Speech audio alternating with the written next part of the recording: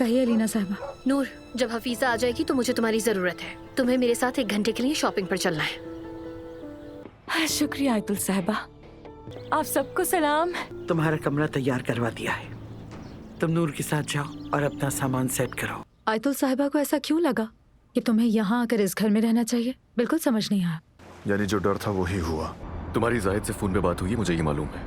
अली को कुछ मत बताना, हम खुद हैंडल कर लेंगे। यही सब कहा होगा उसने।